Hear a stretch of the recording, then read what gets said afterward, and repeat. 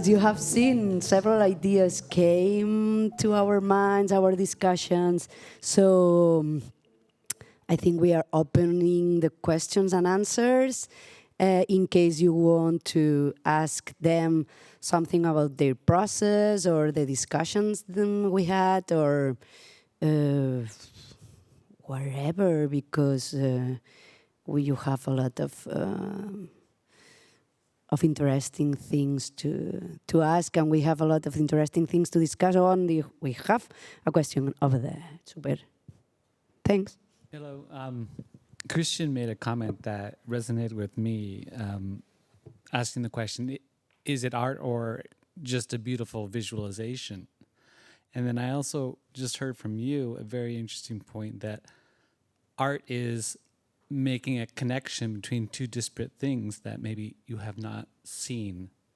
One definition, perhaps, of art, but I'd love to hear more discussion on just that topic of the line between maybe art and craft or art and visualizations, or when you say this question. Is done.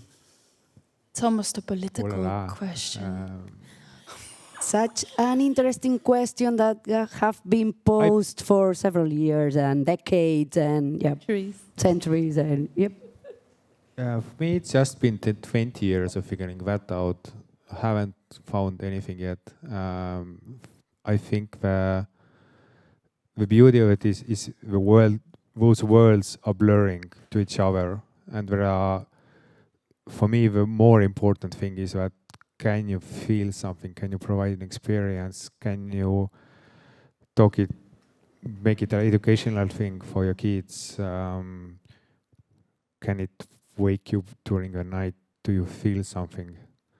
For me, those are more important questions, and find a fine balance. I have an information architect background, so before that 20 years, I was 10 years moving post-its, categorizing things, and everybody seems to be miscellaneous, like in the other bucket. So that means I kind of felt that it's not that important where a post-it is. It's more about 3 dots. I agree. Yeah. It's more like about the emotional stamp it leaves on you or something than really a division between arts and craft. Because this is also, as a feminist, you sort of understand how this canonization has been done in a way that is presented as something natural and just and whatever. And if you read up a bit on history from a feminist perspective, you kind of understand that it's not. So the division between arts and crafts is a bit the same discussion, I think, sometimes. So it's, I don't know, I agree with Christian. It's more about the emotional thing something evokes in you than the question if it is a craft or an art. No? What do you think, girls? Yeah, I agree. I think that there's also the intention on the creation process, and that's also something we discuss when you think about arts and artificial intelligence. Or does the entity need to be self-aware to know that is entering a process of creation? So there's also that question of self-awareness that perhaps enters into the creation process. Do you create with the knowledge that you're creating, or what you're creating is more from a functional point of view, and is this functionality or the intention of the functionality that is different from the intention of the creation for the sake of creating that makes a difference? Then there's the object, and then there's the spectator that will judge on the object, and will you judge on the object based on the functionality or on the beauty or on the experience? So there's few things there. I don't know the answer. But yeah, and it's also there is a danger in the answer, in giving the answer in a way, as Alex already mentioned, that it's a political question, because yeah, giving an answer to this question already draws the lines who belongs and who doesn't belong to the sphere or to the field, and it's already some kind of exclusion process starts to happen when you give this definition, and in the end the definition is still given, but just it's given by history. So in 10 years we'll define what was happening here, I don't know, as maybe some underground weirdos gathering, or that's something that sparked the, I don't know, scientific revolution. Or so yeah, it's we can define it from our own perspectives, but I wouldn't go for giving a definition or the exact line where was it standing. But it's an interesting question nonetheless. Yeah. And we also talked about it during the first day, which is interesting how whichever ideas we were putting in there, every time was a question, but okay, which message would it bring, or which emotion would it spark in the audience, or how it would work with the audience. So maybe that's something to think about when trying to understand what is where, is, what does it bring through, that it's not for the sake of its own existence, maybe? In that sense, I think all of art should aim to be like a communal experience in a way. I mean, as an artist, you put something on the wall, but it's not necessarily about the thing itself, but it's what it evokes in your audience, right? And in that sense, you aim to create a product or a thing or a whatever, a piece of craft that is, in that sense, even democratic, because it's not only you as an artist who decide what it does to somebody else. It's almost an artificial intelligence in that sense, yeah, because you put it on the wall and the author is dead. You don't have anything to say to it anymore, so, right? Well, to sum it up, you see this discussion about arts and creation and artificial intelligence made emerge another terms like intention, motivation, and consciousness that were also difficult to coin, to define, and to attribute or to find in an artificial intelligence. So the question just opened a box full of more terms and questions and discussion. So yeah, was nice. Yeah, just to. Do we have more questions? Ah, no, see, no. Ah, question, a question there.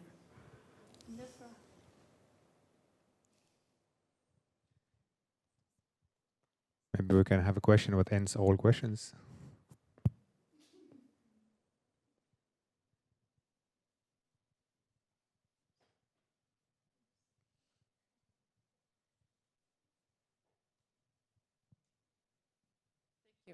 I'm sorry, I'm very shy. No, it's not totally a question. It's just like, it makes me, it's so interesting, like everything we've been creating. And firstly, I was wondering if it was possible to be able to look at the movie another time, or just like to, maybe to have it later. Yeah,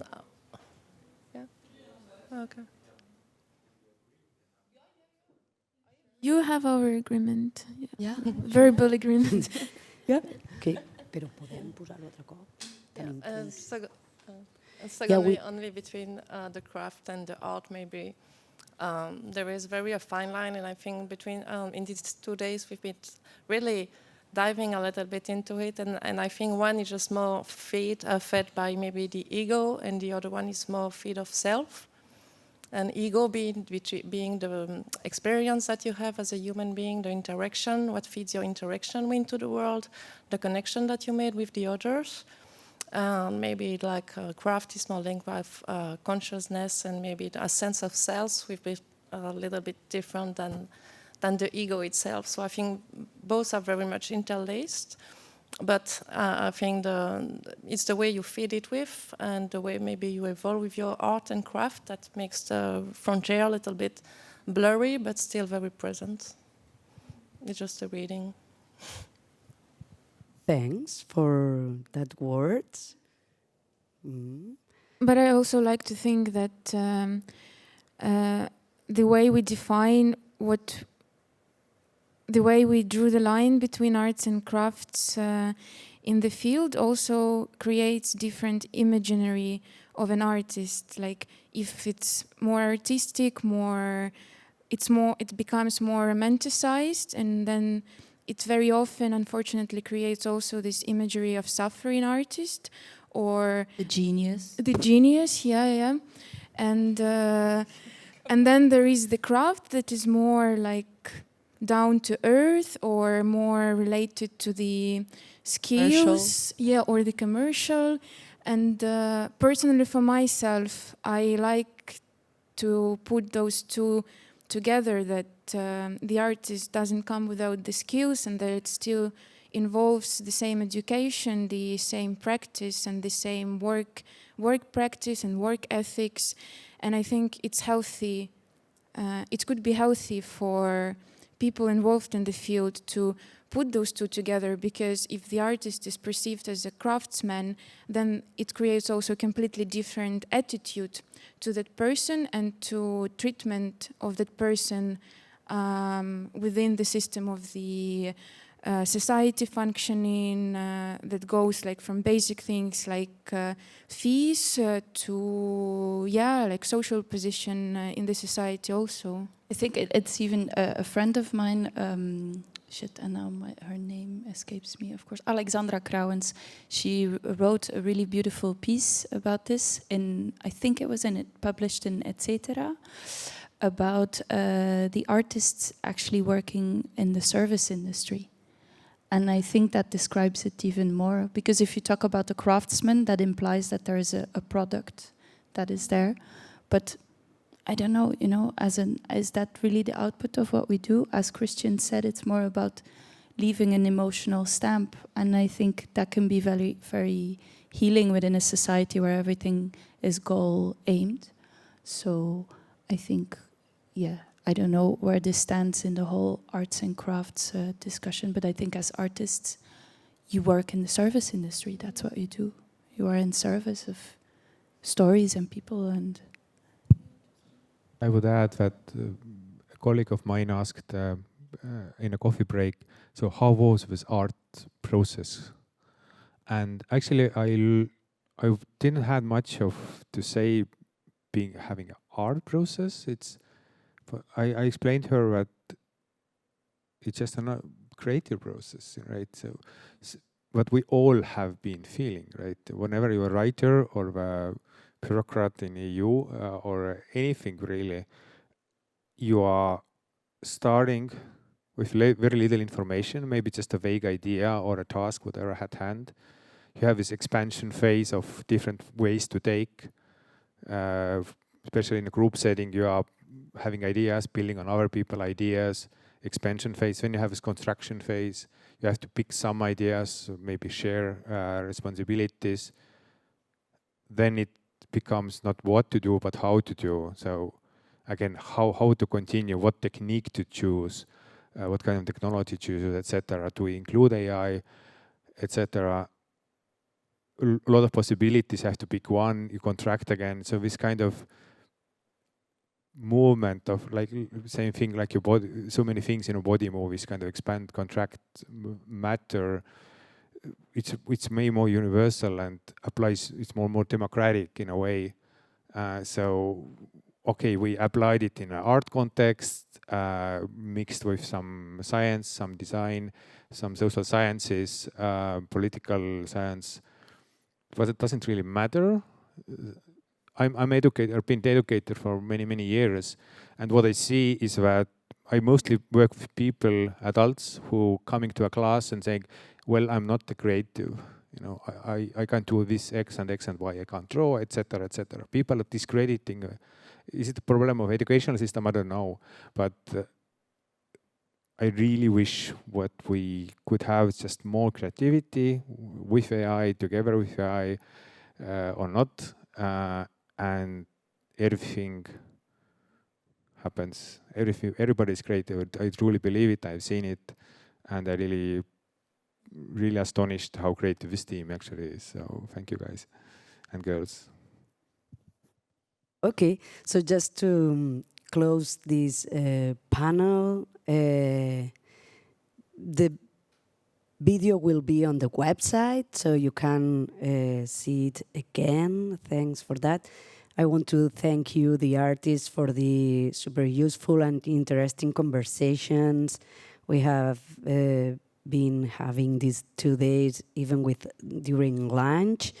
And for you, the audience, we give you the opportunity again to watch their piece or their statement or video statement, or how, I don't know how you want to call it. Now that you know that it was co-created and co-written with an artificial intelligence.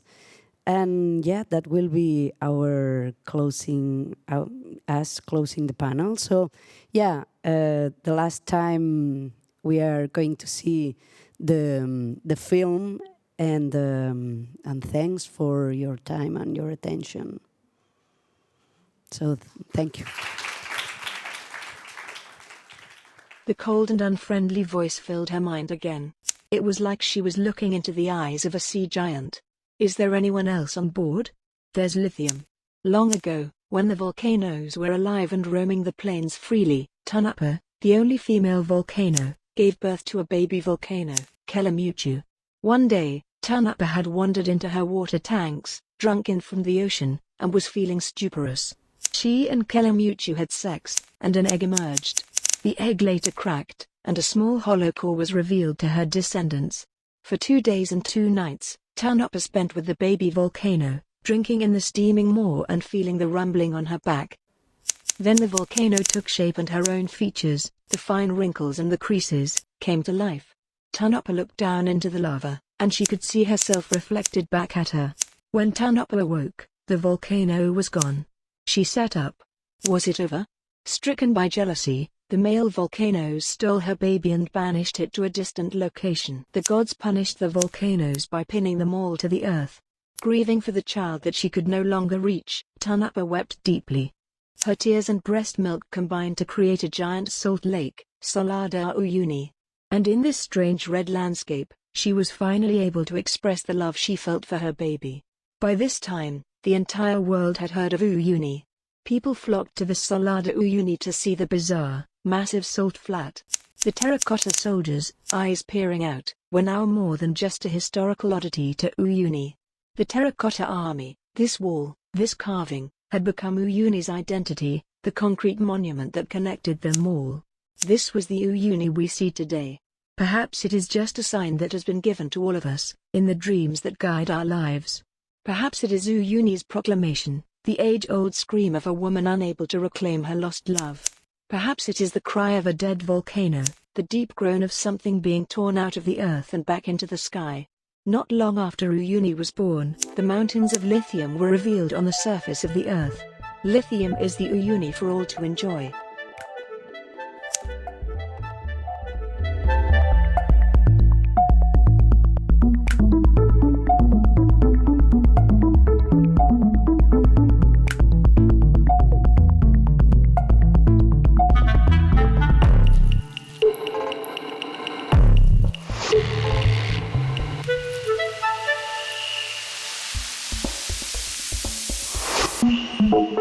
Thank you.